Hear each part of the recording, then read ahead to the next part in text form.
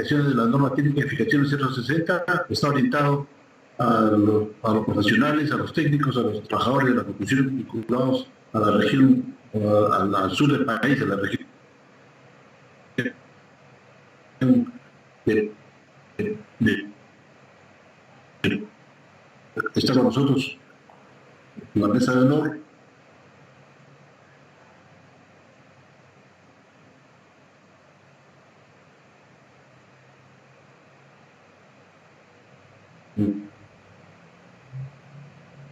Este es un foro que tiene una hora y media de la exposición central y media hora de preguntas generadas por los propios participantes del foro, los ingenieros profesionales que están como participantes en el foro, pueden de manera directa, ya sea a los panelistas como al expositor central, dirigir sus preguntas, sus observaciones, sus comentarios vinculados a la presentación de esta norma.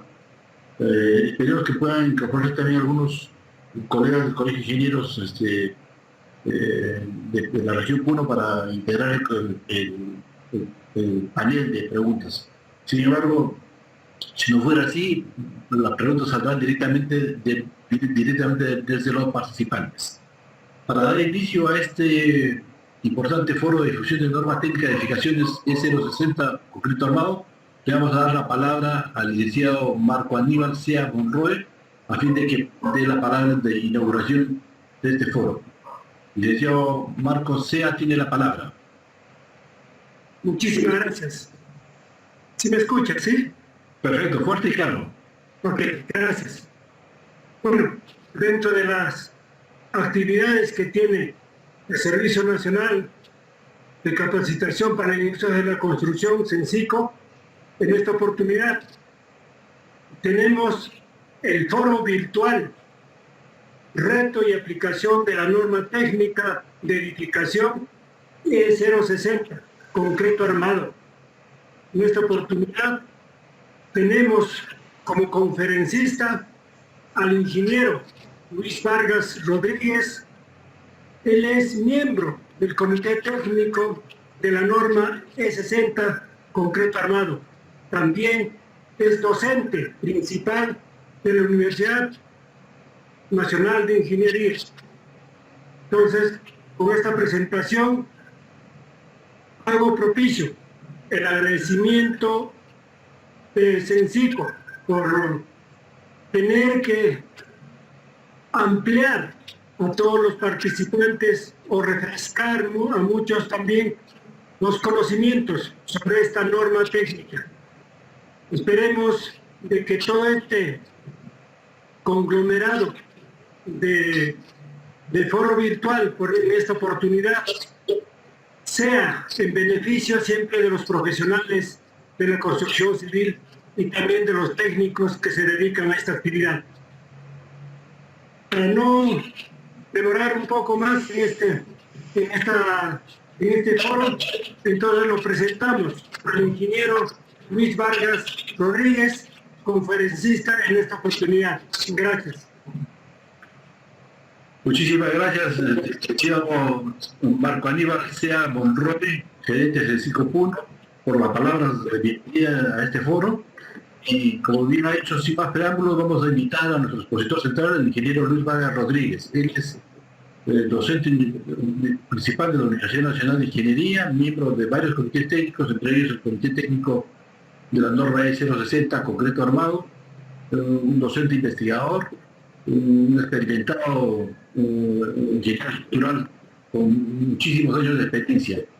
Tenemos la oportunidad de escucharlos en esta noche para poder ver cuáles son los retos y cuáles son las aplicaciones más importantes que ha establecido la nueva norma vigente E060 concreto armado. Sin más preámbulos, le doy la palabra al ingeniero Luis Vargas Rodríguez para que empiece su disertación. Ingeniero Vargas, tiene la palabra. Muchas gracias. Buenas tardes.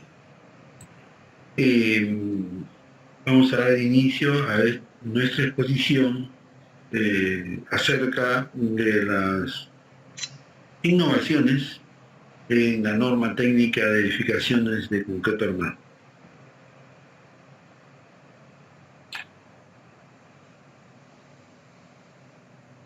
La norma de concreto armado es elaborada por representantes de diversas instituciones, del capítulo peruano, del Instituto Americano de Concreto, representantes del Consejo Departamental de Lima, de la Facultad de Ingeniería Civil de la Universidad Federico Villarreal, de la Facultad de Ingeniería de la Universidad Ricardo Palma, también de la Facultad de Ciencias e Ingeniería de la Universidad Católica, de la Universidad de Ingeniería, la Facultad de Ingeniería Civil, alma mater de la Ingeniería Nacional, a quien me honro en representar.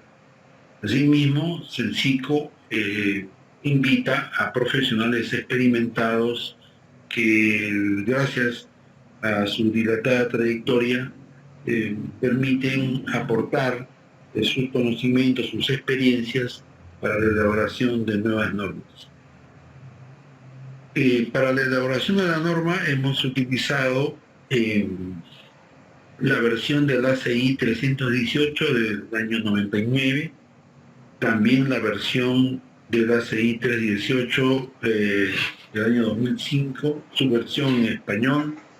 En esa oportunidad, el borrador de propuesta del ACI del año 2008, las normas técnicas del Distrito Federal de México y la norma colombiana del año 98. Nuestra norma de edificaciones incluye 22 capítulos, tal como se muestran en la lista. La norma permite diseñar, es aplicable al diseño de edificaciones de concreto armado. Y mostramos vistas de edificios que podrían, ¿no?, como ejemplos de aplicación, ¿no?, podrían servir de ejemplos de aplicación. Estructuras conformadas por losas, pueden ser macizas o aligeradas, vigas, generalmente peraltadas, columnas, torre de escalera, torre de ascensor también, ¿no?, de la caja de ascensor, y en algunos casos reservorios que hasta hace algunos años estaban ubicados en los pisos superiores de las edificaciones y que en la actualidad están más bien al sótano porque hay un requerimiento de agua para incendio que es mucho mayor, ¿no?, que para consumo, y que generalmente está alojado en cisternas. También podemos diseñar con esta norma edificaciones mixtas, albañilería, concreto armado, tal como se muestra en las vistas. Edificios conformados por estructuras aporticadas con placas de corte, muros de corte, unidos por vigas, ¿no? Es una vista que muestra una característica especial de este edificio. También, como ustedes pueden apreciar, edificios íntegramente de concreto armado. Inclusive estos alféizares, ¿no?, de las ventanas también son de concreto armado. Vale la pena comentar que las edificaciones de concreto van a tener un comportamiento, ¿no es cierto?, previsto por el diseño. Ese comportamiento es función del monolitismo, de la calidad de la edificación. En este caso, como ustedes pueden apreciar, ha habido defectos en el vaciado de concreto, ¿no?, al vaciar muros, como es el caso que se está mostrando, de pisos consecutivos, y en la superficie inferior de unión entre un muro y el subsiguiente han habido defectos en el vaciado, que son defectos que difícilmente pueden subsanarse. las estructuras son de concreto y como ustedes pueden apreciar aquí, el resane se ha hecho con mortero. Tanto así que el color, ¿no?, del mortero y del concreto se diferencian claramente y esto ha sido frecuente en muchas de las uniones. Entonces, la calidad de la mano de obra, la calidad de los ingenieros responsables de las edificaciones es un requerimiento también para conseguir un funcionamiento adecuado, fruto de la aplicación de la norma. Otro caso de edificación íntegramente de concreto armado, aquí se ven operarios que están resanando, ¿no es cierto? Están resanando los posibles errores que son comunes en edificaciones íntegramente de concreto armado.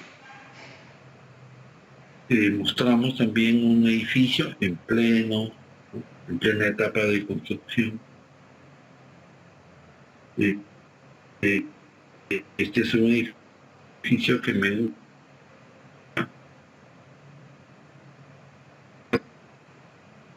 San Isidro, y como se puede observar, aquí señalo, subrayo, hay una arista, ¿no?, interior del edificio. Entonces esto nos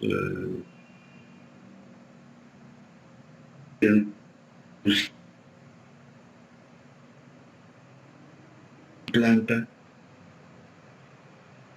Efectivamente, aquí mostramos el edificio en planta, ¿no es cierto?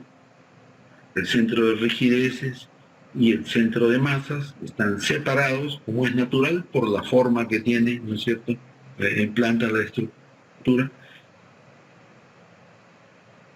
Y entonces van a generarse excentricidades cuando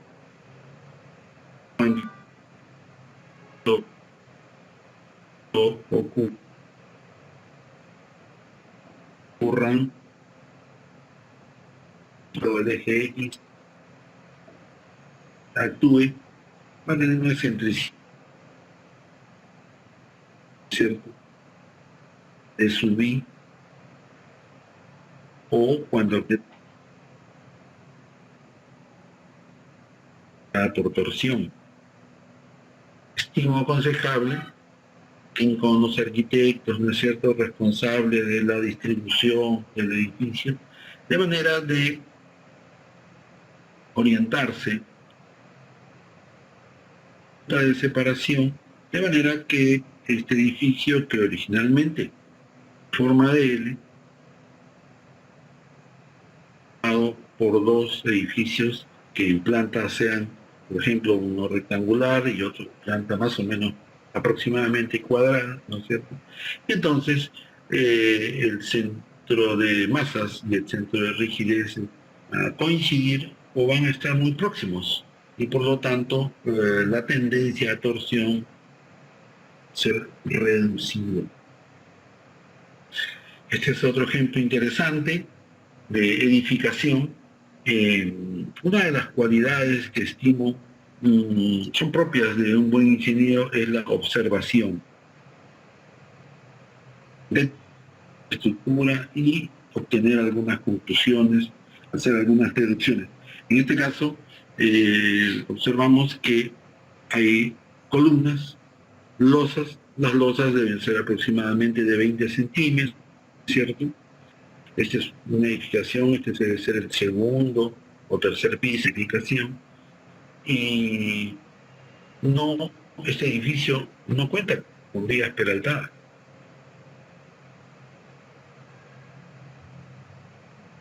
El promedio denominamos vigas chatas, de las vigas, ¿no?, con el espesor de la losa.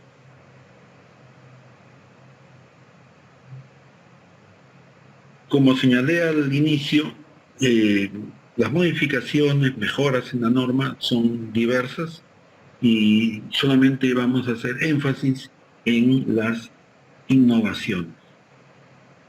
Efectivamente, en el capítulo 5, en lo que concierne a la calidad del concreto, al mezclado y a la colocación, La norma establece que se debe utilizar con fines de dosificación una resistencia denominada F'CR. Este F'CR es la resistencia requerida para dosificación, o sea, para la elaboración del concreto. En tanto que F'C es la resistencia especificada por el diseñador. Y aquí queremos resaltar, debemos resaltar, que F'CR es mucho mayor que F'C. Y esto conceptualmente, pues deberíamos entenderlo, porque el proceso de elaboración de un concreto es un proceso completamente aleatorio, ¿no es cierto? Podemos hacer muchos ensayos, diseño de mezclas, ¿no? Y tomar todas las precauciones. Sin embargo, siempre el proceso de fabricación de un concreto es aleatorio. En 516 la norma establece que para determinar F'C se considera como ensayo de resistencia al promedio de la resistencia de 2 probetas cilíndricas realizados a los 28 días. Entonces, cada determinación de F'C supone haber ensayado, digamos, 2 probetas. Entonces, si tenemos, por ejemplo, 30 ensayos, ¿no?, que es lo requerido por la norma, en realidad vamos a requerir de 60 probetas mínimo. En 5.3 la norma establece la forma de dosificar basada en pruebas o en la experiencia. Primero que nada, en 5.311 menciona que cuando se disponen de registro de ensayos para determinar la desviación estándar de la muestra, hay ciertas condiciones para estos registros. Porque estos registros van a servir para determinar la desviación estándar. Entonces, efectivamente, se requiere que los registros deben representar los materiales, control de calidad y condiciones esperadas en obra. Eso significa, en pocas palabras, que los registros pueden y deben ser hechos en cualquier momento, de tal manera que reflejen el proceso natural con el cual se está edificando, ¿no?, en ese momento. Además, deben representar concretos cuyas resistencias estén dentro del rango por encima o por debajo de 70 de la resistencia especificada en no más de 70 kilos por centímetro cuadrado. También la norma establece que deben corresponder por lo menos a 30 ensayos consecutivos que pueden ser realizados en no más de 2 grupos. Presentamos la expresión analítica para determinar la desviación estándar, que ya es algo que está establecido, ¿no es cierto? N es el número de registros. Un registro genérico es X sub I, o sea, X sub 1, X sub 2, X sub N en general. La resistencia promedio se le llama X barra, ¿no es cierto? Y hay un determinado coeficiente de variación que es la relación entre la desviación estándar y la resistencia promedio. Nosotros podemos, sobre un sistema coordenado en el cual como abscisas utilizamos las resistencias y como ordenadas el número de ensayos, construye esta figura escalonada, ¿no es cierto? De tal manera que para una determinada resistencia se toma como abscisa y el número de ensayos que representan esa resistencia se toma como ordenada y se construye esta figura escalonada, ¿no es cierto?, que relaciona las resistencias obtenidas en los ensayos con el número de repeticiones de cada magnitud de resistencia. Podemos dibujar, interpolar una curva, que es la curva de Gauss, que sirve para determinar la desviación estándar, ¿no es cierto?, con la expresión analítica que hemos mostrado.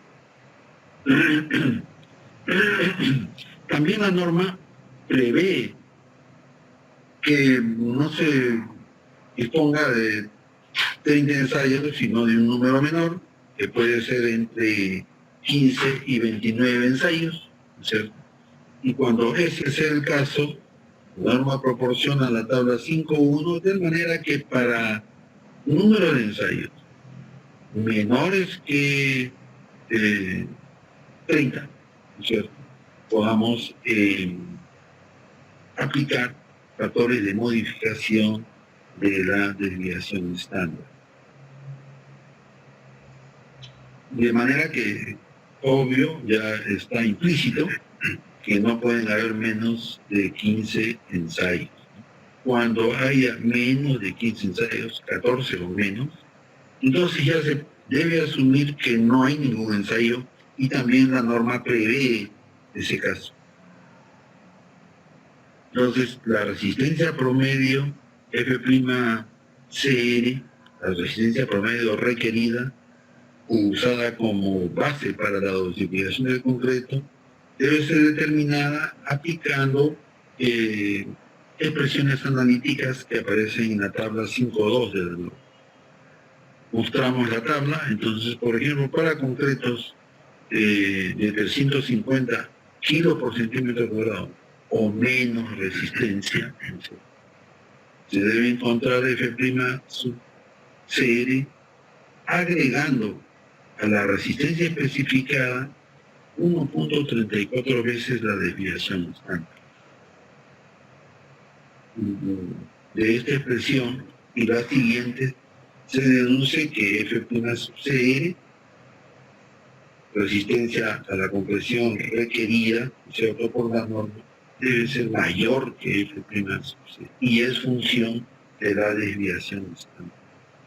Hay hasta 3 expresiones analíticas, ¿no es cierto?, que aparecen en la norma, función de la resistencia especificada por el diseñador y de la desviación estándar.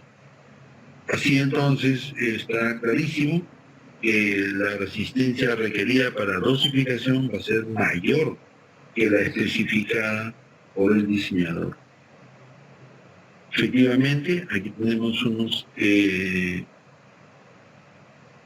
ejemplos de aplicación, ¿cierto? Por ejemplo, para resistencia especificada de 350 o menos, en un rango, ¿no es cierto?, entre 175 y 350. Entonces, aquí hemos usado como desviación estándar 20 kilos por centímetro cuadrado, que es una desviación estándar obtenida, es pequeña, es obtenida en laboratorio, es un trabajo de laboratorio, no es un trabajo de obra. En obra llega hasta 30 kilos, más o menos, ¿no? Sin embargo, considerando 20 kilos por centímetro cuadrado, tenemos que, si disponemos de 30 ensayos y está especificado un concreto de 175, en realidad deberíamos proponernos fabricar un concreto de 218. 218 para que por defecto lleguemos, en el caso más favorable, a 175. Ese es el espíritu de la norma, ¿no?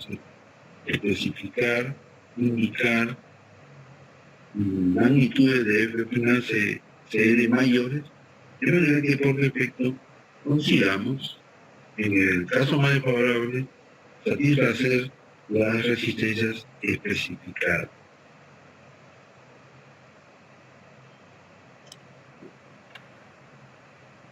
Es posible que en algunos casos, tal vez en la mayoría, no sea posible determinar la desviación estándar, porque se carece de ensayos, ¿no es cierto? Eso es muy probable. Entonces, en ese caso, la norma también contempla el uso de expresiones más severas, diría yo, ¿no?, por ejemplo, para concretos de menos de 210, 175. La norma dice que usted debe fabricar un concreto 175 más 70, o sea, 245 kilos por centímetro cuadrado. Si quisiera fabricar un concreto 210 y no tiene ensayos, entonces debería tratar de conseguir una resistencia 295, ¿no? 210 más 80. Como se puede apreciar, las exigencias son mayores, ¿no? Eso es natural, porque no se cuenta con ensayos, ¿no? Y eso ya está diciendo bastante de esa obra, ¿no? Efectivamente, si no tenemos desviación estándar, pues queremos un concreto de 175, debemos proponernos elaborar un concreto de 245, dosificar para 245. Queremos un 245, bueno, hay que proponernos un 330, de acuerdo con la norma. Claro, la norma es exigente, como es natural, más aún en los casos que no se cumple, ¿no es cierto?, con, por ejemplo, tener la desviación estándar, no hay número suficiente de ensayos. Está claro también que, al menos en mi modesta opinión, entendemos que en una obra es difícil que alguien tenga puesta de ensayos, claro. En realidad, quien tiene que cumplir con esto es el proveedor del concreto, ¿no es cierto? Él es el que tiene que cumplir. Aquí mostramos un cuadro, resumen, para comparar las resistencias. Entonces, si queremos un 175 y tenemos la posibilidad de tener una desviación estándar, debemos tratar de conseguir 218 kilos por centímetro cuadrado. Pero si no tenemos desviación estándar, deberíamos fabricar un concreto de 245 para que por defecto tengamos unos 75. Y desde luego que en la medida que la resistencia especificada crece, las exigencias de la norma son mayores. Así, por ejemplo, para tener un concreto, conseguir un concreto de 420 sin haber tomado precauciones de 30 ensayos, por ejemplo. Entonces, en ese caso, habría que... Estamos comprometidos a elaborar un concreto de 512 kilos por centímetro cuadrado. Altísimo. Bien, también la norma muestra algunos requerimientos para considerar un concreto de sector. Uno dice que el promedio de 3 ensayos consecutivos tendrá que ser igual o mayor que F'. También dice que todo resultado de ensayos en exceso o en defecto con respecto a F', deben cumplir. Por ejemplo, si se encuentra en defecto, defecto debe ser menor de 35 kilos por centímetro cuadrado. Todo resultado de ensayo que se quiera tener en cuenta. Si el concreto, la resistencia especificada es mayor de 350 kilos, entonces en ese caso este exceso debe ser menor que el 10% de proteínas. La norma también hace requerimiento respecto de los ganchos estándar. Esto es muy importante. Todos sabemos que, al menos en nuestro medio en Perú, pues el doblado, la fabricación de grapas o de estribos está confiada a los fierreros, La norma dice que los ganchos estándar deben tener por lo menos una longitud de 4 diámetros de cada barra y no menos de 6,5 centímetros. cuando el gancho está doblado a 180 grados. Si el gancho está doblado a 90 grados, esta zona recta, después de doblado, mínimo, debe tener una longitud de 12 veces el diámetro de la barra. Y también contempla el caso de estribos con doblez a 90 grados. Porque tenemos las dos opciones, ¿no? De doblar a 90 grados o doblar a 135 grados. Se establecen estas longitudes. Mucho cuidado con ello, mucho cuidado. También para grapas, ¿cierto? Y aún para grapas cuyos diámetros sean mayores a 5 octavos y estribos cuyos diámetros sean mayores de 5 octavos. Claro, estribos de más de 5 octavos sí se usan en vías de grandes dimensiones y que soportan, por supuesto, grandes cargas. También la norma establece el diámetro de doblado, que es muy importante, ¿no? El diámetro de doblado está establecido por norma. El diámetro de doblado va a influir en las longitudes de anclaje. Muy importante, muy importante. Hay publicaciones, por ejemplo, en Nueva Zelanda, ustedes, asumo que muchos de ustedes están familiarizados y saben que la influencia de Nueva Zelanda en la elaboración de las normas es muy grande en estas épocas, ¿cierto? En las épocas actuales. Bueno, allí ellos, para garantizar los diámetros de doblado, la longitud, ¿cierto?, del doblez, han proporcionado, obsequiado a las empresas constructoras herramientas para doblar las varillas, de manera que así eduquen a los guerreros para que efectúen un doblado correcto. Efectivamente, aquí por ejemplo tenemos un doblez a 90 grados, ¿es cierto? Entonces hay un diámetro de doblado, ¿es cierto?, que está establecido en la norma. Y ese diámetro varía según el diámetro de la varilla. Hay diámetros para doblez a 90 grados, 135 grados y a 180 grados. La norma también acepta, tolera errores en la colocación de la armadura en lo relacionado al peralte y al recubrimiento. Hasta hace algunos años, los revisores eran personas, digamos, muy exigentes, que ordenaban el desencofrado de una viga por errores inclusive pequeños. Entonces ahora la norma acepta error, tolera error.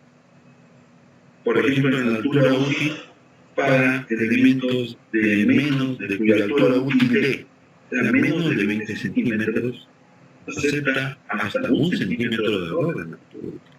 Y consecuentemente en el recubrimiento acepta. Ya se acabaron los tiempos de que un supervisor podía hacer desarmar, ¿no?, el encofrado de una viga o de una columna por errores, digamos, pequeños, ¿no? Decir pequeños significaría que estén dentro de las tolerancias actualmente aceptadas.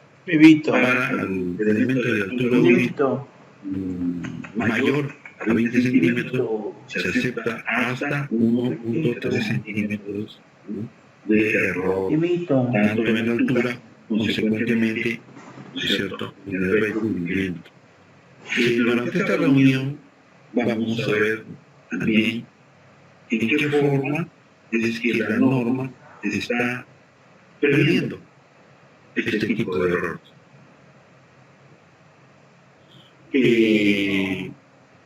También la norma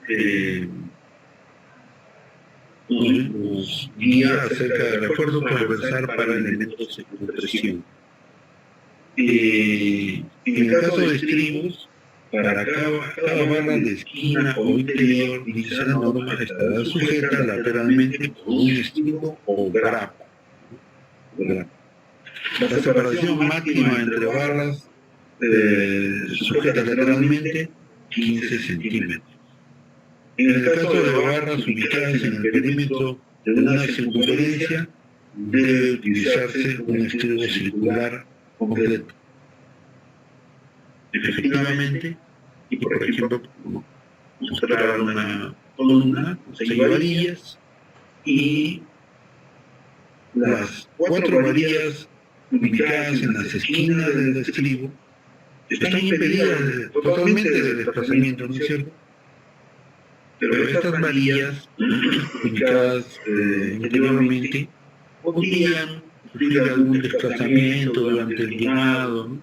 o también haber un error de colocación, y sin embargo no se requiere colocar aquí una grapa, siempre y cuando esta distancia libre sea menor o a lo más igual a 15 centímetros. Si esta distancia es mayor de 15 centímetros, deberá colocar una grapa. Similarmente, aquí tenemos una columna de mayor dimensión, ¿cierto? Aquí tenemos 12 varillas y se ha colocado 2 estribos, un estribo en forma de rombo y un estribo rectangular. Entonces, las varillas ubicadas en las esquinas están completamente restringidas, ¿cierto? En las esquinas del rombo o en las esquinas del rectángulo. Hay 4 varillas que no están totalmente restringidas y que podrían tener movimiento, ¿no es cierto?, a lo largo de la superficie del estribo. Entonces, la norma nos dice que esta separación debe ser no más de 15 centímetros libre, ¿no? Libre. Si esta separación es mayor, nos vemos obligados a colocar una grapa.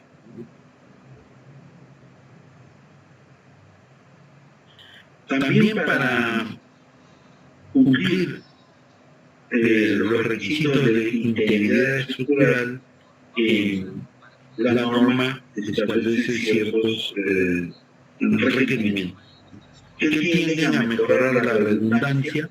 La redundancia es la hiperestaticidad de la estructura, ¿no es cierto? Porque la estructura puede ser isostática o hiperestática. Entonces, este concepto de redundancia se refiere a la hiperestaticidad y también para mejorar la ductilidad de las estructuras que están, digamos, vinculadas a la integridad estructural. También la norma dice que en caso de daño de un elemento se debe tratar de limitar el daño a una área pequeña, ¿no? Y todo esto contribuye a la posibilidad de mantener la estabilidad global. También aconseja presentar en el proyecto detalle de refuerzo y conexiones para conducir a una unión eficaz de los elementos. Esto se traduce en requisitos mínimos, ¿no?, que aquí vamos a detallar. Estos requisitos son mínimos exigibles para lograr la integridad estructural. ¿Cuáles son estos requisitos? En las billetas de losas aligeradas, por lo menos una varilla debe prolongarse hasta los apoyos.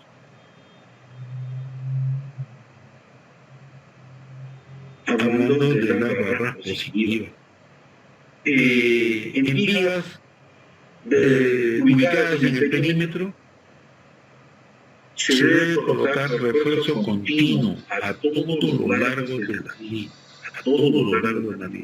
En el caso del refuerzo negativo, por lo menos un sexto del refuerzo negativo debe prolongarse a todo lo largo. En el caso del refuerzo positivo, por lo menos un cuarto del refuerzo positivo debe prolongarse a todo lo largo de la viga. La norma aconseja que los traslapes de barras de acero negativas estén ubicadas en las inmediaciones o en la mitad de la luz. También aconseja que los traslapes de barras positivas estén cerca del apoyo o sobre el apoyo. Evidentemente que nuestras recomendaciones están basadas en estos conceptos de positivo, negativo, positivo, negativo. Entonces, en el diseño, como todos sabemos, hay momentos denominados negativos y momentos positivos, que son ubicables en un diagrama de momentos vectores. Entonces la norma lo que está diciendo es, estas áreas de acero que satisfacen el requerimiento de momentos negativos deben prolongarse a todo lo largo de la vida. Efectivamente hay una zona en que no hay momentos negativos, pero la norma dice prolongue usted, aunque no haya momentos negativos, prolongue por lo menos un sexto de esta área. Naturalmente que los momentos negativos no tendrían por ser iguales. Entonces, si estas áreas de acero fueran diferentes, se tomaría la mayor, un sexto de la mayor. En el caso de momentos positivos, norma nos aconseja que prolonguemos hasta los apoyos por lo menos un cuarto del área de acero, máxima área positiva, consecuencia del diseño.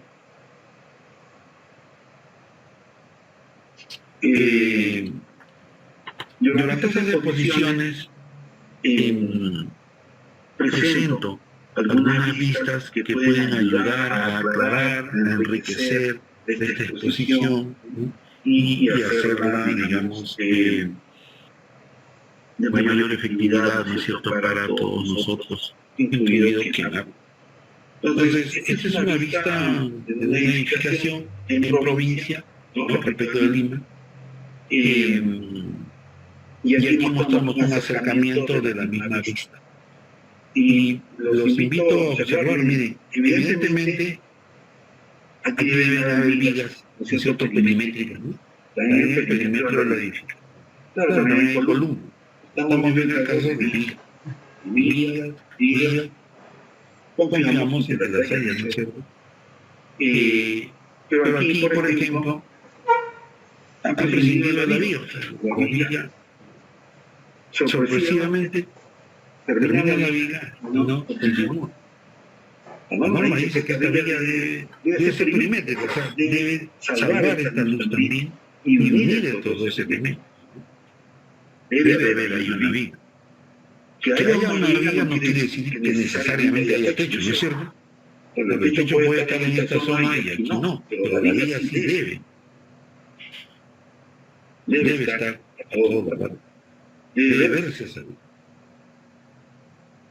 Otra vista lejana, se nos saca un acercamiento y vemos, mire, acá, bueno, estimo que debe haber una viga. Hay, seguramente, no confío en que haya. Pero en este caso hay un dintel, ¿no?, de esto que parece ser una puerta, pero no continúa la viga. No está cumpliendo esta edificación, no está cumpliendo la luz.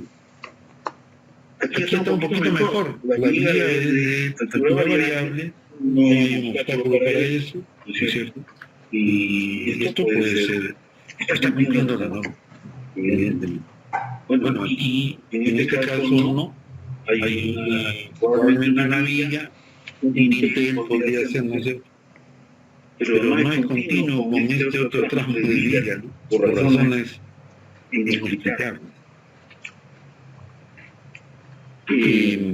Esta es una vista que me gusta, me agrada mostrarla, es interesante, ¿no? Por eso me parece que es ilustrativa. Este es un edificio en plena construcción, ¿cierto? Van a colocar los ladrillos huecos para el techo. Estos ladrillos son especiales, ¿no es cierto? Porque observenlos bien, ¿eh? Tienen bastantes huecos, ¿no? Estos ladrillos tienen 1, 2, 3, 4, 5, tienen 19 huecos. Son ladrillos grandes. Esos ladrillos de 40 por 60, más o menos, ¿no? Pero miremos, ¿no? Con espíritu sano, pero con espíritu crítico. Sobre todo para no cometer nosotros los mismos errores. Por ejemplo, aquí el grafitero, encargado de las instalaciones sanitarias, ha colocado su tubería. La tubería debe ser de unas 3 o 4 pulgadas, no más. Primero que ha retirado ladrillos, no sé si él lo habrá autorizado a eso, dudo que lo haya autorizado. El diseñador es la persona que podría autorizar esto. Y aquí se han retirado los ladrillos, hay un hall, es cierto. Y esta tubería está cortando 1, 2, 3, 4, 5 viguetas. Las está cortando. No se puede cortar una vigueta. Las viguetas son de pequeña altura, ¿eh?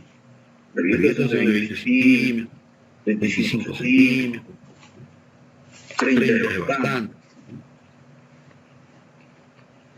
Está cortando las viguetas. En zonas de apoyo de la vigueta. Peligrosísimo, peligroso.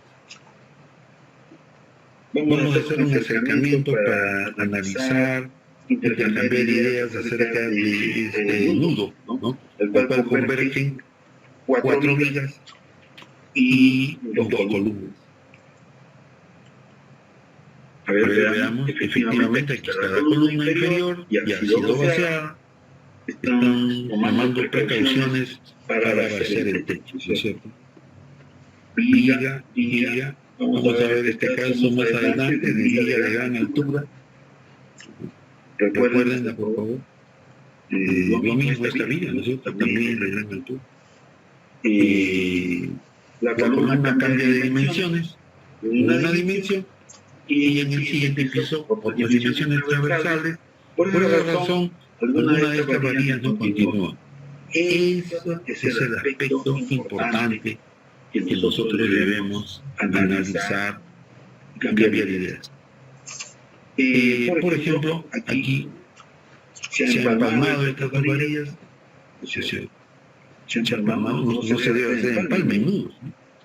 El nudo es un elemento importante de la estructura.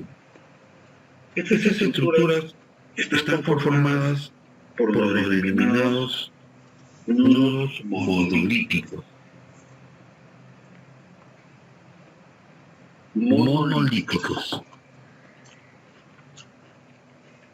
Los son paralelepípedos, macizos, no emiten rajaduras, están solicitados por refuerzos importantes, brindan continuidad a la estructura. Las varillas deben anclar dentro del nudo. Hay una varilla que entra al nudo efectivamente, pero a cierta altura dobla.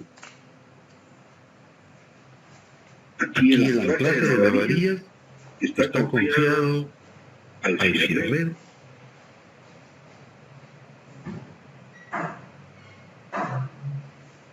No ha habido supervisión, no ha habido celo.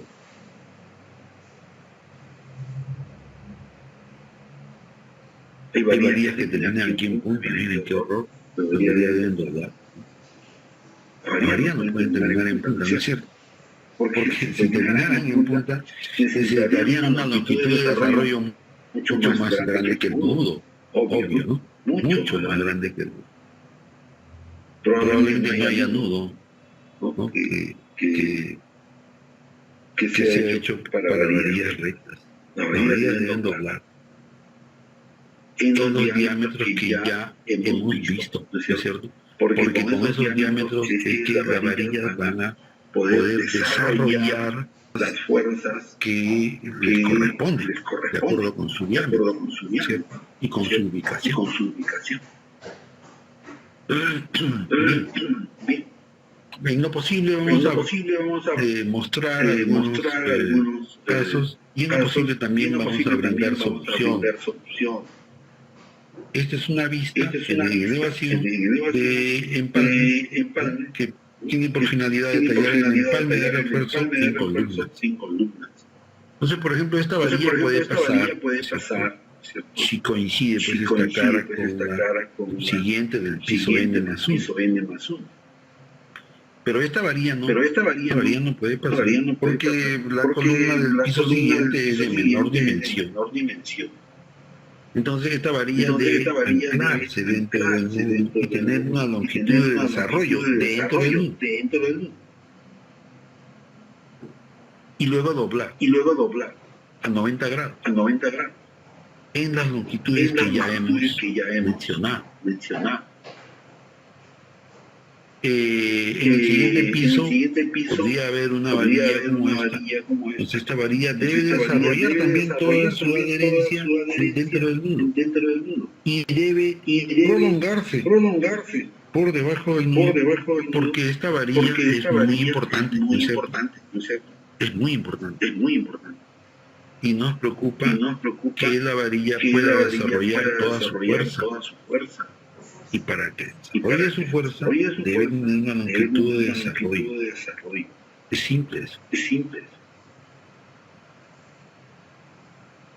Podría darse el caso que las dimensiones de una columna y de la misma columna en el piso siguiente permitan hacer este doblado, ¿no? Eso es posible, siempre y cuando esta inclinación no supere a 1 en 6. Solamente si es 1 en 6 o menos, entonces podría hacer esta operación que le llaman, los guerreros le dicen grifar, ¿no? Ellos le llaman grifar las varillas. Eso es posible, es admisible, siempre y cuando esta inclinación supere a 1 en 6. En el caso que superara, entonces hay que aplicar la solución anterior. La solución que hemos mostrado en la vista anterior. Aquí, ¿no? Quien habla está observando una vivienda en Tambo de Mora.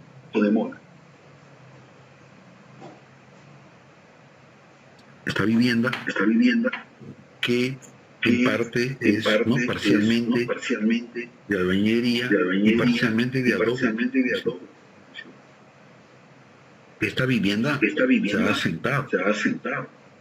se ha sentado alrededor de 1 metro, porque esta ventana no más ya puede ser una gran es que este suelo es un suelo arenoso y este suelo está saturado. Cuando ha ocurrido el sismo, ha ocurrido el fenómeno de licuación. Es aconsejable evitar construir edificaciones sobre suelos friccionantes, saturados. ¿Existen procedimientos para mejorar la capacidad portante del suelo? Sí, existen efectivamente. Hay procedimientos para mejorar la resistencia del suelo, entre comillas, ¿no? Aquí mostramos, por ejemplo, un procedimiento de mejoramiento del suelo, introduciendo grava, a través de esta bombita, ayudada por el cargador frontal, y se deposita grava en el suelo saturado, formando una especie de pilote, ¿no? Si se quisiera pensar así, en realidad son columnas de grava que van a evitar la licuación del suelo. No van a mejorar la capacidad, importante que eso. Van a evitar la licuación del suelo, sí, porque estos son elementos más densos, ¿no es cierto? Con este procedimiento se puede mejorar la capacidad del suelo y hacer algunas edificaciones que se están insinuando. En el capítulo 8, el reglamento, la norma, se refiere al análisis y al diseño. La norma establece que el método de diseño es el diseño denominado por resistencia, que muchas personas dicen pues por rotura, ¿no? No hay tal rotura. El método es por resistencia. Resistencia requerida. ¿Requerida por quién? Por la norma.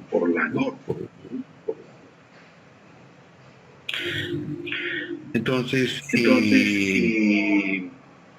RN, esta resistencia, por ejemplo, al cortante, a la fricción, a la carga axial, esta resistencia siempre está afectada de un factor phi, que es menor que la unidad.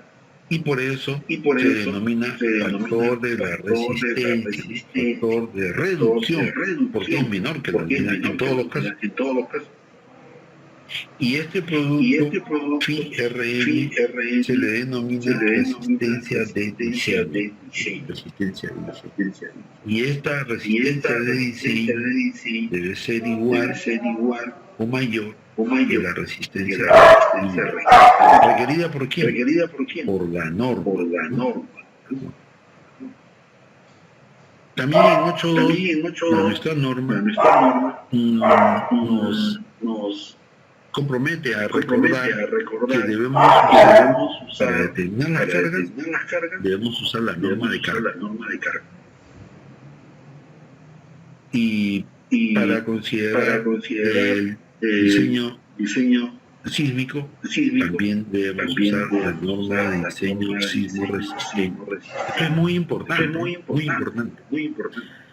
porque de esa manera, en primer lugar, que estamos comprometidos a usar las cargas, determinado tipo de carga. Por ejemplo, puede haber un depósito de cereales. Y esos cereales tienen un peso específico, y ese peso específico está en la norma de carga. De manera que así el diseño va a ser uniforme, ¿no es cierto? No importa que diseñe un ingeniero o otro ingeniero, no importaría, no es relevante que la obra esté en Piura o esté en Puno, si va a soportar las mismas cargas, ¿no es cierto? Las mismas cargas. Esas cargas aparecen en las normas de cargas. Y bueno, me da la oportunidad de decir, ¿no? En la norma de diseño sismo resistente, que sin duda es una carga también. Sin lugar a dudas.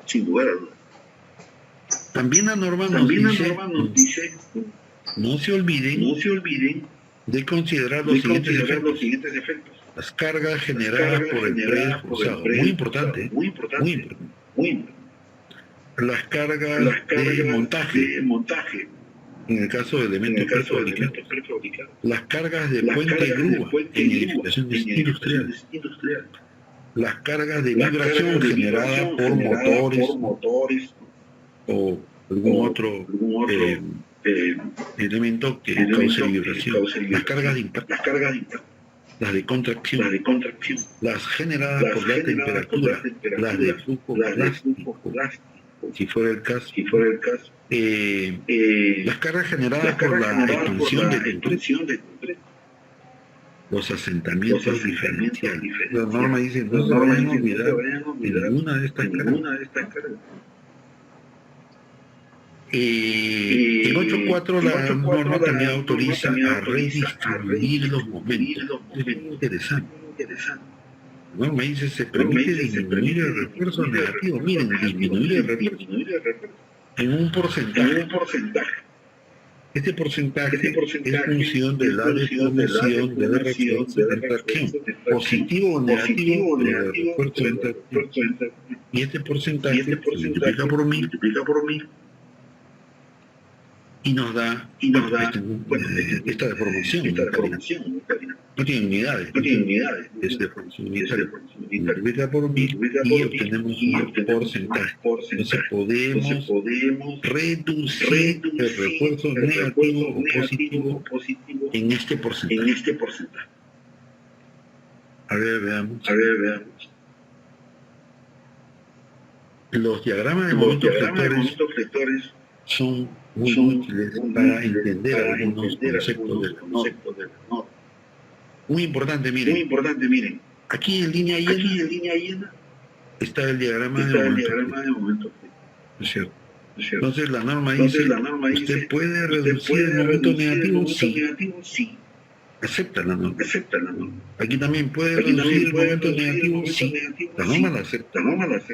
Pero si usted reduce el momento negativo en cualquiera de los dos o en los dos, entonces quiere decir que este punto está bajando y este también, y entonces usted tiene que colocar el diagrama de momento flector nuevamente en sus nuevos puntos. Claro, inmediatamente se deduce que si usted reduce el momento negativo, va a incrementar el momento positivo. Entonces esto de reducir hay que tener mucho cuidado. Tal vez reduzca el área de cero negativa, pero se va a ver obligado a incrementar el acero positivo. Mucho cuidado con eso.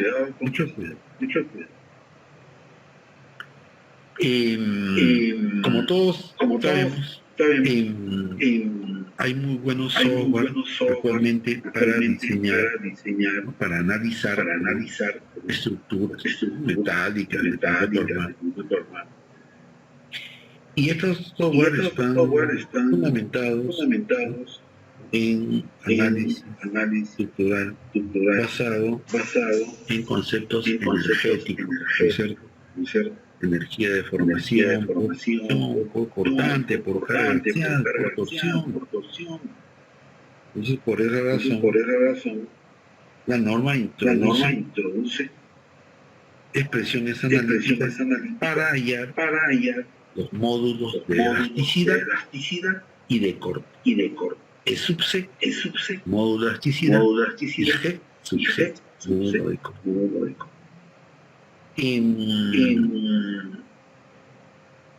Nos brinda una expresión analítica,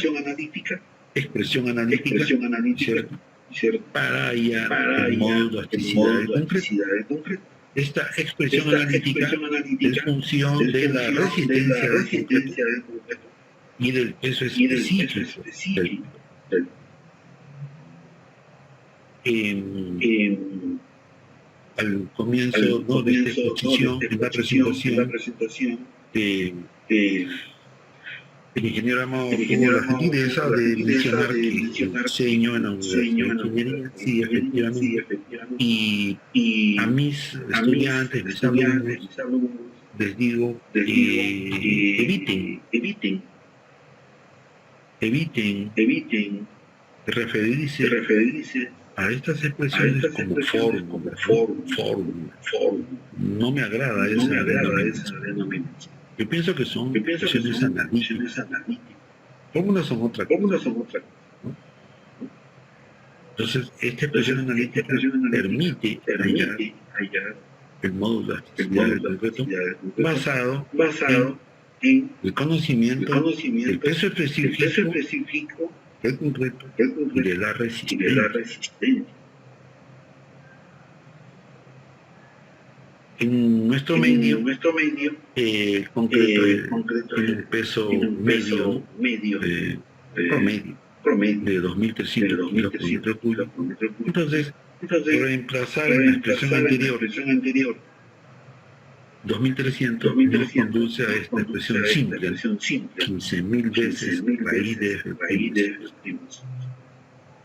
También la norma dice que basados en el modo de elasticidad de concreto podríamos hallar el modo de corte, como modo de corte como una fracción, ¿no? Como una fracción del modo de elasticidad. En lo que se refiere a rigidez, porque así como ustedes saben, ¿verdad? Se utiliza E y se utiliza I, ¿no? E es el modo de elasticidad y I es el momento de inercia, que conduce a la rigidez. Entonces, en la norma, en 8.6, en el párrafo 8.6, sugiere que se permiten adoptar hipótesis razonables para calcular las rigideces relativas por flexión y torsión de columnas, muros y sistemas de entrepiso. Claro, ahora con un software no tendría por qué ser relativo, no necesario. También nos dice que las cartelas deben ser consideradas en el análisis de elementos de segmento. Las cartelas son zonas de la longitud de vigas o columnas en las cuales la sección es variable. Aquí, por ejemplo, mostramos es un pórtico, ¿no es cierto? Tiene una viga creada en dos columnas, y la viga tiene esta zona en donde la altura de la viga varía.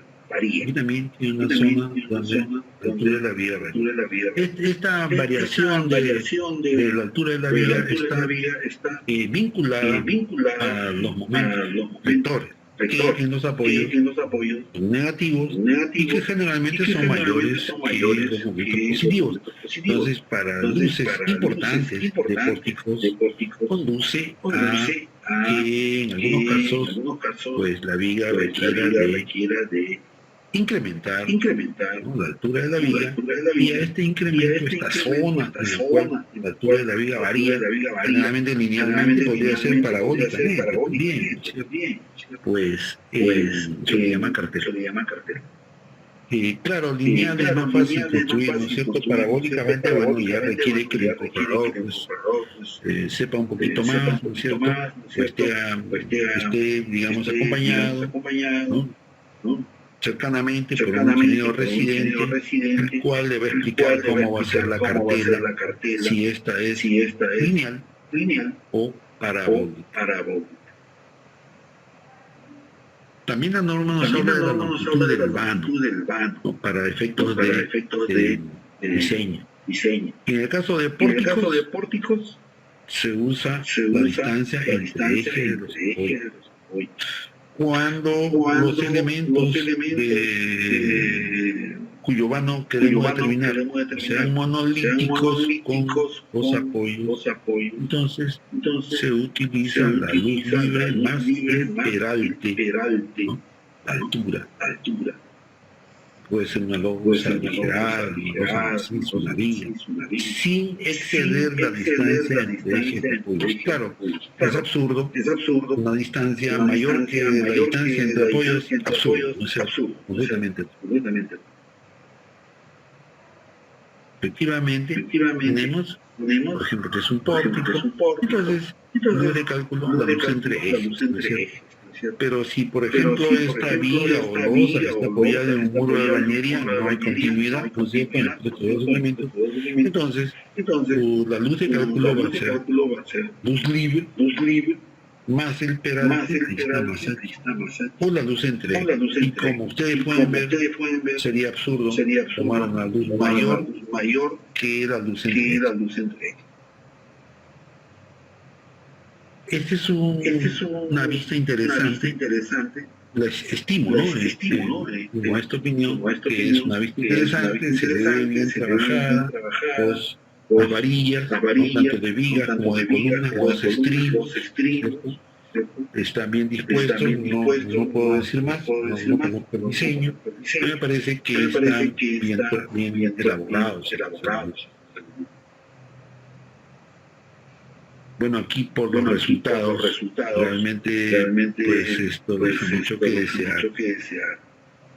estructuras se han maltratado mucho los nudos, miren, se han maltratado mucho, demasiado. Aquí ya el nudo no existe.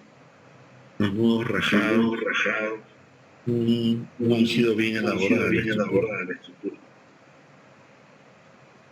Este es otro caso interesante que les traigo de una estructura en la ciudad de Ica, en una universidad de la ciudad de Ica, luego del sismo del año 2007. Interesante, ¿no? No es lo menos que puedo decir, ¿no es cierto? Interesante. Claro, hay errores. Resulta que esta estructura bueno, es una estructura importante, está apoyada en columnas y por fines arquitectónicos, la ventana es más pequeña que la luz, ¿no es cierto? Y para digamos, completar, conseguir eso, pues se ha usado estos elementos de albañilería, que en nuestro medio le llaman mocheta. Entonces hay una mocheta de albañilería, y al otro lado también hay otra mocheta. Bueno, estas mochetas, como ustedes se imaginan, pues, incrementan la longitud del elemento, o sea, su momento de inercia. El E también lo cambian porque es mixto. Que hay un E del concreto y otro E de la albañilería. Y se han generado fuerzas por el sismo, fuerzas horizontales. Se ha agrietado el elemento. La fuerza que le tocó a este elemento es enorme por sus dimensiones. Pero el elemento no está preparado para soportar esas fuerzas. Probablemente el ingeniero solamente consideró la columna y él prescindió de estos elementos porque son de albañilería. Entonces, la fuerza generada por el sismo es un movimiento periódico, ¿no es cierto? En un sentido y en el opuesto. Entonces, miren, observen, una de las cualidades de un buen ingeniero es la observación, ¿cierto? La observa. Entonces, efectivamente, miren, una grieta, observen, la grieta, empieza ahí en esa esquina, ahí está. Atraviesa la columna, sigue en la albañilería y termina aquí en la esquina del alpecho. Bueno, donde debe terminar. Luego, cuando el sismo cambia de sentido, ¿no? La fuerza generada por el sismo, entonces, la grieta empieza allá arriba, atraviesa la albañilería, atraviesa la pobre columna y termina allí. Una X perfecta. ¿No? Aquí se generan unas extracciones, ¿no? En esta superficie, ¿no es cierto? Generadas por el corte. Vamos a verlo. Este es el caso. Este es el caso. Edificación, columna, bueno, cimentación, zapatas, cimientos corridos sobre columna, viga, la columna del siguiente nivel. Por razones arquitectónicas, el vano no llega a la columna. Por razones arquitectónicas. Y entonces han completado, ¿no? Para decirlo con palabras sencillas, una mocheta y otra mocheta. Entonces, claro, este elemento realmente no tiene una longitud T, sino T más M más N, ¿no? Es más grande, el momento de inercia es mayor. Y la altura libre es pequeñísima. Este elemento va a tener una rigidez a todos. Columna corta. Si le llamamos columna corta. Claro, no es la columna completa, sino la mitad o la tercera parte. O menos. Columna corta. Así se le llama. ¿No? Con una cierta simplicidad. Entonces veamos lo que ocurre. Miren, cuando ocurre un sismo se genera una fuerza horizontal. Entonces, esta fuerza horizontal causa esfuerzos de corte muy grandes en este elemento, y aquí un esfuerzo principal, ¿no es cierto? Un esfuerzo principal de tracción, y se raja. Parece una grieta diagonal. El sismo es un movimiento periódico. La fuerza cambia de sentido. Y aparece la otra grieta complementaria de la X, pues, de voluntad.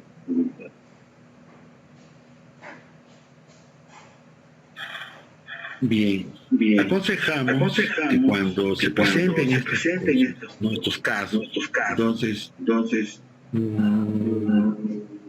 estimo que la arquitectura debe ser respetada, ¿no es cierto?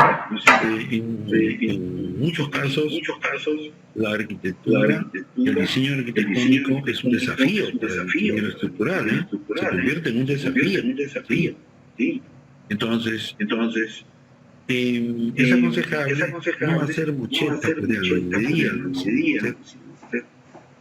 hacerlas de concreto, hacer todo un elemento de concreto urbano, y respetar la albañilería y el vano, ¿cierto? Y luego aquí hacerle una junta para que esta albañilería no restrinja el desplazamiento del elemento con una placa, ¿cierto? Y también, claro, la albañilería tener sus propios elementos de confinamiento, ¿no? Sí, pues efectivamente esta sugerencia se está aplicando ya, y estas edificaciones escolares generalmente ya pues están haciéndose de una manera diferente. Efectivamente, las ventanas, ¿no es cierto?, que no cubren toda la luz, pero esto ya no es una mocheta, es una columna de mayor dimensión, ¿no es cierto? Y la albañilería va a comportarse, sufrir deformaciones y esfuerzos, pero es independiente de una junta también. Entonces la albañilería tiene sus columnas de confinamiento y sus migas. Esta es una solución, yo diría, pues, aconsejable, adecuada. En el capítulo 9, la norma indica requisitos de resistencia y de servicio también. Porque anteriormente ya especificó la norma que el método de diseño es el método de resistencia, ¿no? Que por ahí creo que todavía algunos ingenieros dicen método de rotura. Método de rotura, no existe esa rotura. Método de resistencia, no. Entonces, la norma dice que en todas las secciones, claro, todas y cada una de las secciones de los elementos estructurales, resistencia de diseño, FIRN, debe ser mayor que la resistencia requerida, RU. ¿Requerida por quién? Por la norma. Resistencia de diseño proporcionada por quién? Por el diseñador estructural. Entonces, en el caso de la flexión, RN es un momento, porque se trata de una flexión, y la resistencia requerida es un momento, MU, porque se trata de flexión. Y MU está conformado en parte por el momento generado por las cargas permanentes y el momento generado por las cargas vivas, afectados ellos por factores de carga. Estos 1.4 y 1.7 se llaman factores de carga. Y en el caso que actuara el viento, estos factores 1.4 y 1.7 se reducen a 1.25, pero aparece el viento. Y en el caso de ocurrir un sismo, previendo un sismo, entonces este 1.25 afecta solamente a la carga muerta y a la carga viva, o a sus efectos, e incluye también, por supuesto, los efectos del sismo. En 9.2 aparece una serie de presiones en la línea, ¿cierto? para determinar requerir el 4,7, lo acabamos de ver, 95, ¿no es cierto? En el caso que ocurriera un sismo, y punto 9 en el caso que inversión de parcial, cortante y torsión, también se le denomina resistencia nominal reducida. Y en 9.2 aparece el factor de reducción de resistencia phi, ¿no es cierto? A ver. Porque phi afecta a la resistencia. Y antes, en esta misma reunión, dijimos que se afectan ciertos errores. Una forma de tener en cuenta esos errores es la introducción de phi. Efectivamente, phi es un factor menor que la unidad. Entonces, si por ejemplo, este momento resistente es 10.000, entonces en flexión phi es 0.9. 0.9 por 10.000 son 9.000. Quiere decir que usted no debería considerar o debe considerar una resistencia no de 10.000 sino de 9.000, porque phi es menor de 1. Y por eso estimo que ahora se entiende mejor porque pueden aceptarse algunos errores, ¿no es cierto? Esos errores están, digamos, contemplados con el hecho de reducir, contemplados o compensados, con el hecho de reducir, ¿no?, la resistencia nominal 10.000. Puse como ejemplo, en el caso de la flexión es 0.9. Efectivamente, en este cuadro mostramos los factores phi, factores de reducción en la norma actual, y los factores phi de la norma del ACI del año 2002. Y hay una nueva, que la norma del ACI más reciente. Eso se refiere al año 2009.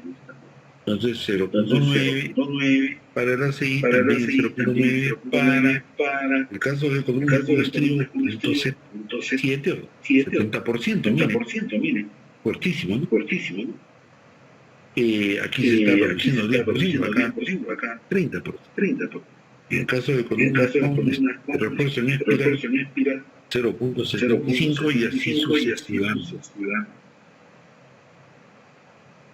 Estos son unos cuadros en los cuales se comparan los factores de seguridad globales y se determina en qué manera están reduciéndose los factores de seguridad al usar 1.4 y 1.7 en lugar de 1.5 y 1.8, que eran los valores de estos factores alfa y beta, que en el año 89 eran 1.5 y 1.8, y que a partir del año 2009 son 1.4 y 1.7. Claro, hay una reducción. Esa reducción del factor de seguridad del orden de 6%,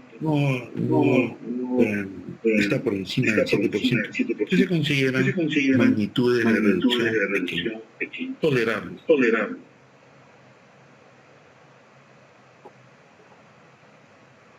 Otras comparaciones. Hay un resumen de factores. En el año 89 se usaba a partir de la vigencia de la norma 2009, hace 11 años. Esta norma está vigente, ¿no? Se usa 1.4 y 1.5. En lugar de 1.5, en lugar de 1.8, 1.7, un décimo. Claro, imaginen ustedes este décimo para la carga muerta y para la carga viva ha significado millones.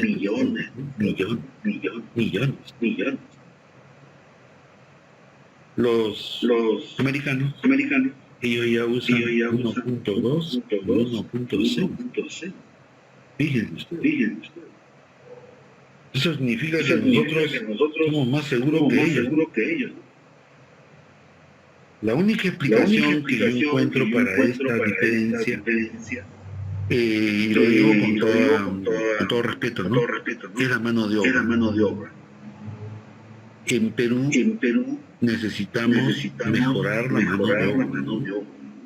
En Perú tenemos ingenieros, distinguidos ingenieros de calidad, ¿cierto? Confiables. Sin embargo, tenemos una debilidad en la mano.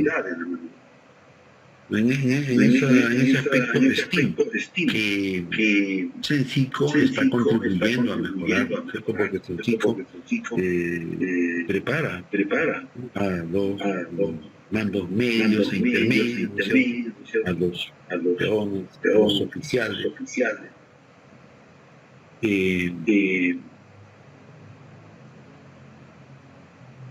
Para mejorar su nivel, ¿cierto? Para mejorar su nivel. A los maestros también necesitamos prepararlos que nos ayuden. Y al tener mejor mano de obra, estimo que estos valores 1.4 y 1.7 pueden bajar. Podrían bajar.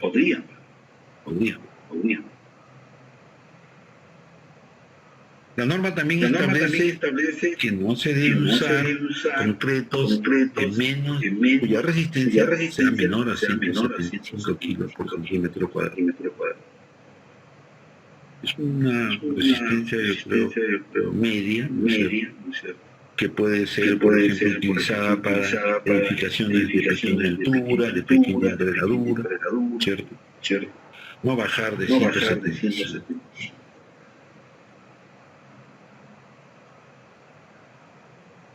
Esta es una presentación de cómo se obtiene esa resistencia. Es decir, se ensaya probetas cilíndricas a compresión pura de dimensiones 6 pulgadas por 12 pulgadas, también pueden ser un poquito más pequeñas, 4x8. Y se construye una curva esfuerzo-deformación. Como deformaciones se llaman las abscisas, como esfuerzo desordenadas, y la curva muestra puntos importantes, ¿no es cierto? En este punto, por ejemplo, el comportamiento del concreto es lineal, se acepta que sea lineal, es una recta, y luego ya pues, va a ir la tangente, ¿cierto? Haciéndose horizontal, hasta un máximo que es el punto B. Y aquí la máxima resistencia del concreto es F'. No es la de rotura. La rotura está acá. Es la máxima. Algunas curvas, ¿no es cierto?, que muestran cómo varía la resistencia del concreto. 140, que no se usa, ¿no es cierto?, mínimo 1.75. 110. En esta figura se llega hasta concretos de 760 kilos por centímetro cuadrado. Existen expresiones analíticas para estudiar el comportamiento del concreto. Existen expresiones analíticas. Hay infinidad. Esta que estamos mostrando es de las más antiguas. Una de las más antiguas. También esta es antigua, se usan con fines docentes sobre todo. Para el refuerzo, la norma también especifica resistencia de diseño. Para elementos de flexión o en flexo-compresión, establece que F sub Y sea menor o igual a 5.500 kilos por centímetro cuadrado. Nuestro acero que se fabrica en Perú, que se importa también, tiene una resistencia F sub Y, una resistencia a la afluencia de 4.200 kilos por centímetro cuadrado. Pues, efectivamente es menor, menor que 5.500. Y para refuerzo portante, también menor de 5.500. Estas son curvas ¿qué caracteriza, ¿no es cierto?, a los aceros? Los aceros se reconocen por su curva, esfuerzo de formación. Aquí como abscisas las deformaciones como ordenadas los esfuerzos, entonces se dibuja la curva, ¿no?, que ofrece cada uno de estos aceros. Por ejemplo, aquí en Perú usamos el acero grado 60, el ASTM 615. También hay un 615 que ofrece un poquito más de resistencia, que no se usa mucho en Perú, no se fabrica. Hay un acero similar resistencia, el 706, que es un acero soldable, ¿no? Es un acero soldable. Entonces, cuando ustedes quieran en alguna estructura soldar algunas barras, tienen que especificar, es recomendable que especifiquen la utilización de un acero A706, que fabrican en Perú. Bueno, en otros países, en Estados Unidos, por ejemplo, ya ellos están usando acero grado 100, en algunos lugares de Estados Unidos. También existe, ¿no?, el acero grado 120, sí, también. En 9.6 la norma se refiere al control de deflecciones, ¿no?, flechas, ¿no? Muchas veces se dice flechas, en realidad son deflecciones. Entonces, aconseja que los elementos de flexión deben diseñarse para que ofrezcan rigidez adecuada bajo condiciones de servicio. Ojo, servicio, ¿no es cierto? Las deflecciones se verificarán en servicio. Los peraltes mínimos que la norma indica para no verificar deflecciones aparecen en la tabla 9.1. Y pues en 9.1 efectivamente usted podría, dice, los peraltes o espesores mínimos de vigas no preesforzadas o losas reforzadas en una dirección, de tal manera que no verifiquen deflecciones. Eso dice el título completo, yo lo he recortado, ¿no?, porque uno siempre debe verificar deflección, siempre.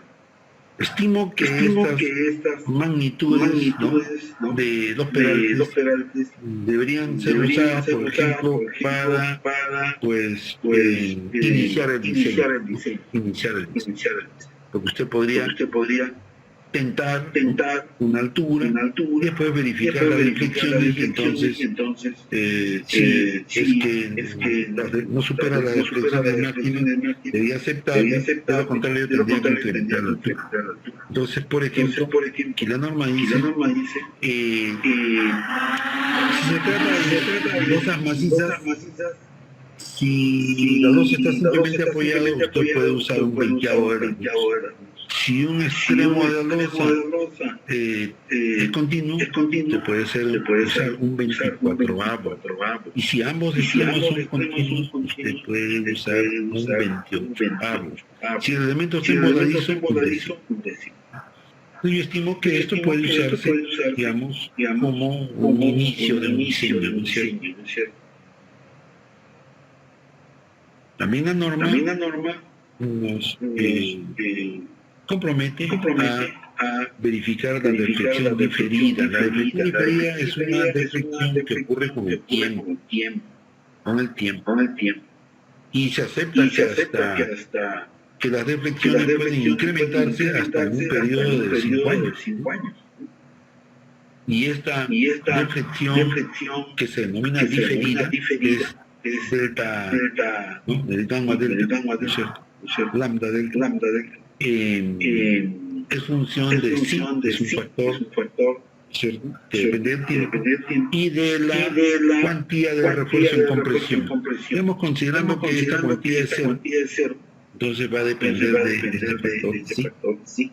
Y este factor sí varía con el tiempo. Para 3 meses es 1, para 6 meses es 1.2, para un año es 1.4, para 5 años se eleva hasta 2.2. Quiere decir que hasta un plazo de 5 años las deflecciones de las vigas o losas van a continuar, ¿cierto? Se van a incrementar. Aquí se muestra una curva, ¿cierto?, mediante un sistema coordenado tiempo. en meses, versus magnitudes de sí, se ve aquí una curva, ¿no es cierto? Que tiende a ser tangente, es decir, a los 60 meses no va a superar a 2. Eso significa también que en 5 años puede incrementarse la deflexión al doble.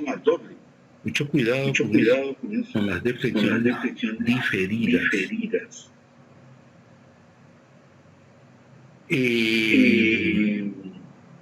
También la norma en 9.9 indica que se debe distribuir el refuerzo por flexión en vigas y losas armadas en una dirección para controlar la fisuración. Dice que el refuerzo por flexión debe distribuirse para obtener el siguiente valor de Z. Hay una expresión analítica, ¿no es cierto?, en que usa F sub S, F sub S es M sub S sobre A sub S JD, ¿no? Este es el famoso J de un diseño por servicio. Y claro, pues la norma también detalla, ¿no?, cómo es que se va a aplicar esas expresiones. La norma se olvidan de colocar aquí un N, por si acaso este N no aparece, pero se debe usar, ¿no? Esta área suceso T por cada varilla. Entonces se divide entre NB, que es el número de barras. También la norma introduce un concepto interesante. Si la altura de una viga excede de 90 centímetros, deberíamos colocar armadura distribuida, armadura superficial, distribuida en las caras laterales del galde. Miren, aquí está, esta es una viga, digamos, con flexión negativa, porque el refuerzo está en el borde superior. Entonces, la norma dice, si esta altura es mayor de 900 milímetros, usted tiene que colocar refuerzo aquí en esta cara y aquí, para el momento positivo. Si esta viga es más de 900 milímetros, usted tiene que colocar refuerzo en esta cara y aquí. Entonces, como en una viga, cuando no hay refuerzo positivo, cuando no hay momento positivo, pero hay momento negativo, quiere decir que usted tiene que colocar el refuerzo a todo largo, ¿no es cierto? A todo largo, porque donde no hay momento negativo, hay momento positivo y viceversa.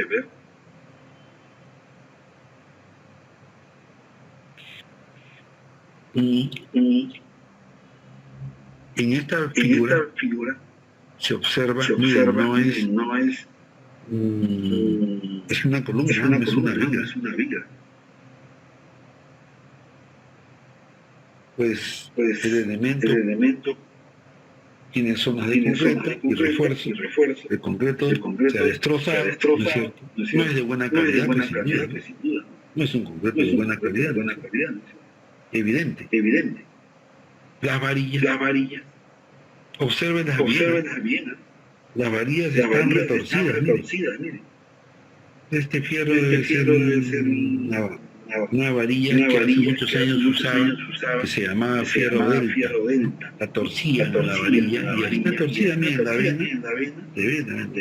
Claro, les reitero que un buen ingeniero debería ser una persona observadora. Los estribos también han fallado. Completamente.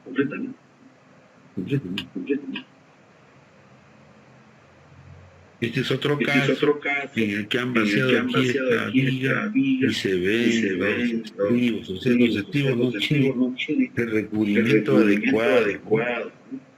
Debe ser muy desagradable, ¿no?, desenchufar una viga y comprobar que los estribos de mi viga no tienen recubrimiento. Y si no tienen recubrimiento, no van a trabajar. ¿No es cierto?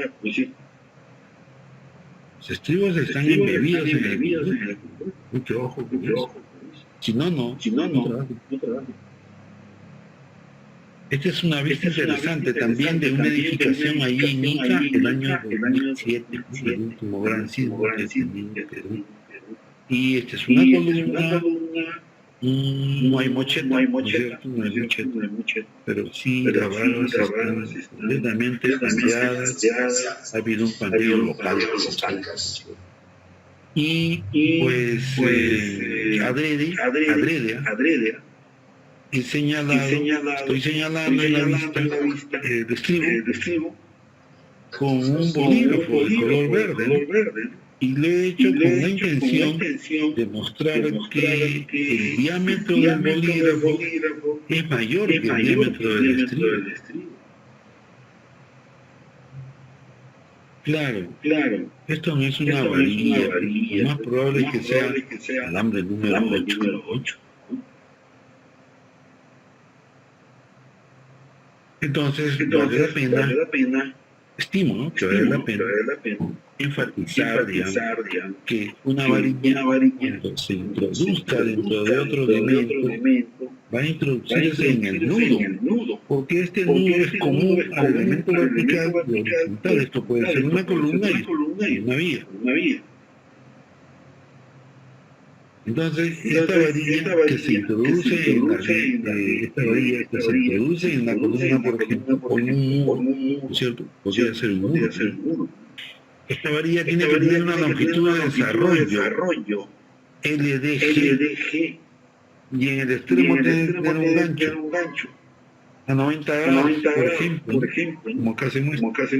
Ya sabemos las características del gancho, ¿cierto? Tanto de refuerzo superior como de refuerzo inferior. Y por eso esta figura se refiere a ganchos estándar con doblez a 90 grados.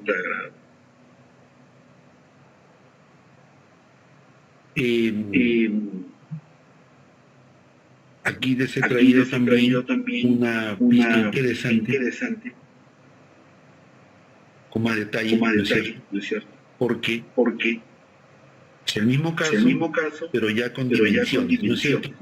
Tenemos una varilla que se introduce, esta puede ser una viga, esta puede ser una columna. Si gustan, también esta puede ser una columna y una zapata, ¿no es cierto? Entonces, tal como está, una viga, una columna. Este refuerzo se introduce en la columna, muro, placa. ¿Cuánto? Mínimo, LDG, mínimo, una longitud de desarrollo. ¿Tiene un recubrimiento? Sí. 50 milímetros de compuesto, 50 centímetros.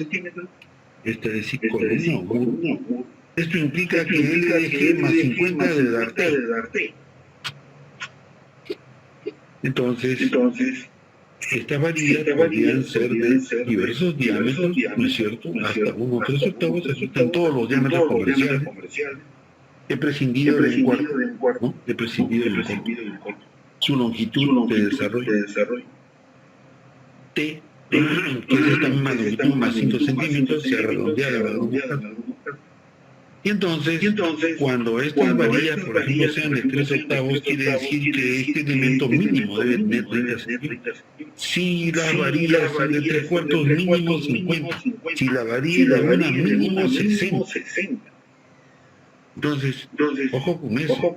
Si usted diseña una viga que tiene el refuerzo de 1 pulgada, bueno, esta espesor T mínimo tiene que ser 60 centímetros. De lo contrario, no va a anclarse, pues no está garantizado el desarrollo de la fuerza que una varilla de 1 pulgada, ¿cierto?, absorbe como consecuencia del momento flector, la fuerza axial, ¿no es cierto?, o cualquier otra fuerza que solicita al elemento. Pido autorización al ingeniero Amado, porque esta reunión está durando 1 hora 47 minutos, 1 hora 44 minutos, tenemos creo que 2 horas, y podríamos, digamos, escuchar algunas intervenciones de nuestros participantes. Sí, efectivamente, podemos darnos la oportunidad para algunas preguntas y entrar a la etapa de panel. Tenemos algunas preguntas en el chat, no sé si tiene la oportunidad de verlas, ingeniero. En la parte derecha hay algunas preguntas de los participantes. De repente, sí. Sí.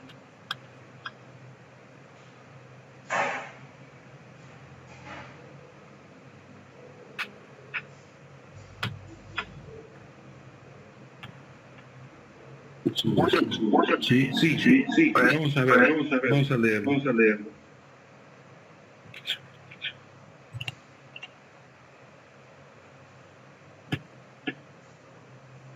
A ver, vamos a subir. A ver.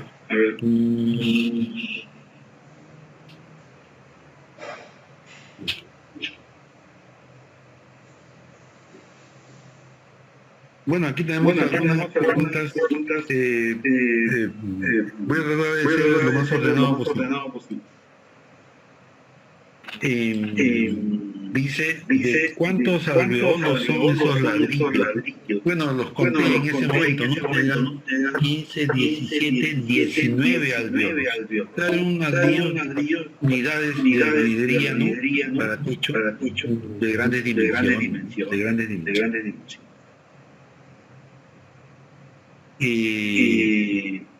Acá hay otra pregunta. Dice, ¿por qué responsabiliza al arquitecto?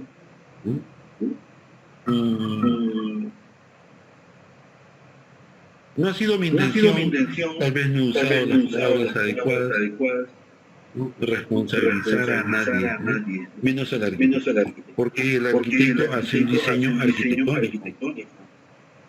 Y si hay algo que aprendí al inicio de mi carrera como ingeniero, es que hay que respetar la arquitectura. Entonces, es responsabilidad del diseñador estructural, respetando la arquitectura, hacer un diseño estructural que sea competente, que garantice la seguridad. Y por eso, en las vistas que ofrecí, efectivamente mostré mochetas de albañilería, y estas mochetas de albañilería fueron cambiadas por mochetas de concreto, respetando la arquitectura. Entonces no ha sido la intención responsabilizar a nadie, sino brindar una solución a ese requerimiento arquitectónico.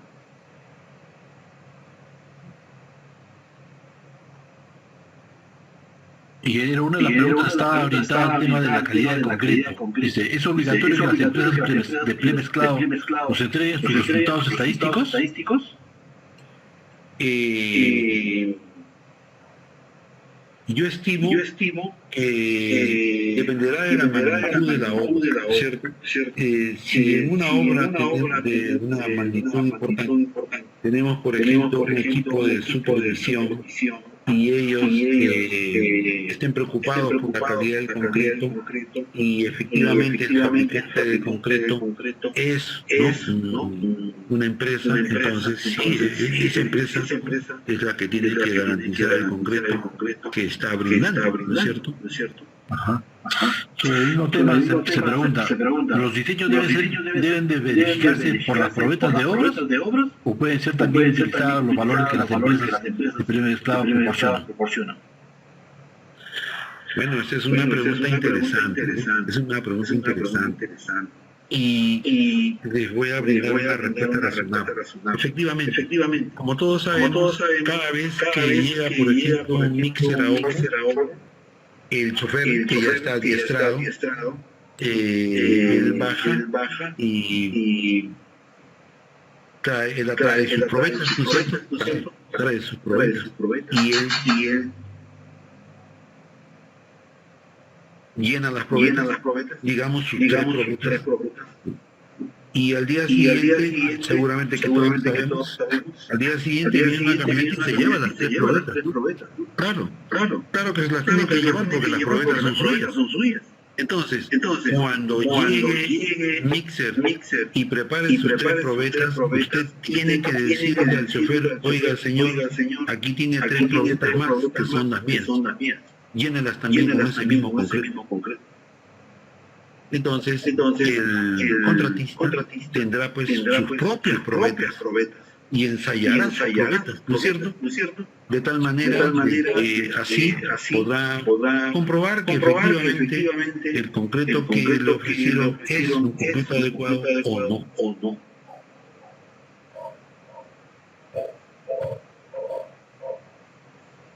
¿Alguna otra pregunta?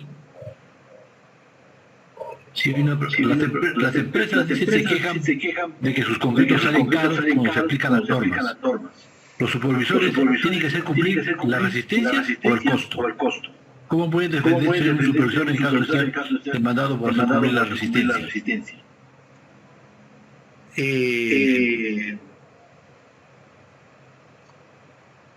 Ese es un aspecto que voy a dar una respuesta.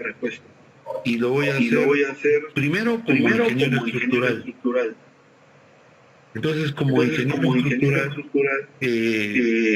pues la calidad del concreto que en obra se utilice debe ser la que está especificada en el proyecto. El proyectista, el contratista, seguramente que tiene un presupuesto, ¿no es cierto? Y ese presupuesto, pues, lo protege, ¿no es cierto?, de eventualidades.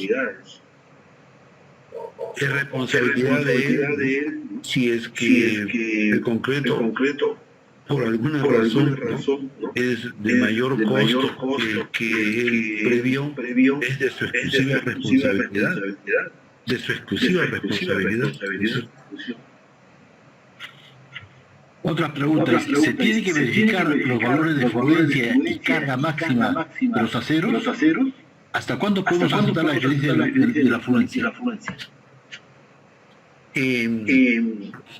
Así como se verifica la calidad del concreto, debe verificarse la calidad del acero, sin lugar a dudas. Tengo una experiencia valiosa. Hace algunos años estaba supervisando la construcción de un edificio en Lima. Y sorpresivamente hubo problemas con el abastecimiento del acero, ¿no? Las empresas locales, Chier Perú, ¿no es cierto? Aceros Arequipa, pues no tenían acero, escaseó el acero, y entonces apareció un proveedor. El residente había sido anteriormente alumno mío, ingeniero. Hay un proveedor que tiene todos los diámetros. Entonces le sugerí que el proveedor traiga, ¿no?, muestras del acero de todos los diámetros, 3 octavos, media, hasta 1 pulgada, y efectivamente. Entonces, esas muestras de acero las llevamos a un laboratorio, el laboratorio de ensayo de materiales de la Universidad de Ingeniería. Ensayamos y el acero no rendía 4200. Es un acero importado. Claro, en otros países no es como Perú, pues aquí Perú solamente hacemos acero de 4200 y nada más, ¿no es cierto? Pues en otros países hacen acero de todas las resistencias. Entonces ese proveedor estaba proporcionando un acero de menor resistencia. Entonces hay que tener cuidado. Hay que tener cuidado con eso. Mucho cuidado con eso. Otra pregunta respecto a las mochilas en caso de las viviendas de albañilería. ¿Qué solución sería la más recomendable, sobre todo para viviendas ya construidas? Bueno, la solución más recomendable es la que he mostrado, ¿no es cierto?, en la vista, ¿no? Es una solución. Esa es la más recomendable. En el caso de edificaciones existentes, pues si se quisiera, ¿no es cierto?, garantizar la seguridad de la estructura, se trata de un refuerzo de una estructura existente. Se trata de acudir a un especialista estructural que brinde soluciones, ¿no?, para ese tipo de edificaciones que no ofrezcan garantías debidas, ¿no?, normadas. Otra pregunta. Los muros estructurales son, la mayor parte son prismáticos. Por lo tanto, muchas empresas optan por utilizar un muro estructural dúctil en comparación a un muro de flexión y cortante, pero no toman en consecuencia las deformaciones del interior inelástico ante un evento sísmico. ¿Es aceptable este tipo de aplicaciones? Sí, yo los considero que son aceptables. Tendrían que no solamente tener las consideraciones que acabo de mencionar, sino también tener en cuenta los desplazamientos, de qué manera estos desplazamientos puedan afectar al funcionamiento de la estructura misma y de todos los elementos auxiliares que son las ventanas, los vidrios, ¿no es cierto?, y ese tipo de elementos. Otra pregunta adicional. En el caso de las columnas del último nivel, en el caso que las columnas del último nivel intersecten con más de una viga, ¿en qué sentido debe orientarse el doblado del acero vertical? El doblado de acero vertical es un doblado que sirve con fines de anclaje. Entonces, desde el punto de vista del anclaje, podrían ser orientados en cualquier dirección. La dirección que se elija, estimo que debe ser la dirección del elemento principal. Puede haber una viga principal o una viga secundaria, ¿no? Y claro, esta zona de la varilla que es doblada tiene que ser atortolada a otras varillas, ¿no es cierto? Tiene que ser atortolada a otras varillas. Entonces, ese concepto solo ya ayuda a definir en qué dirección debe hacerlo. Una pregunta final. ¿Qué comentario nos puede dar acerca de los sistemas estructurales mixtos? Ya que la norma E060 no habla explícitamente de ello. Bueno, en cuanto se refiere a estructuras mixtas, hay que estudiarlas, brindarles especial importancia, especial dedicación y confiarlas a mi modo de ver, a profesionales experimentados, de manera que sus soluciones sean confiables. Muy bien, ingeniero Luis Vargas, ha sido una presentación realmente muy interesante. Creo que con creces ha logrado explicar de manera clara y precisa cuáles son los retos y aplicaciones de esta norma E060 concreto armado. Quisiéramos darle un agradecimiento especial por su participación y pedirle sus palabras y recomendaciones finales. Bien, muchas gracias. En realidad,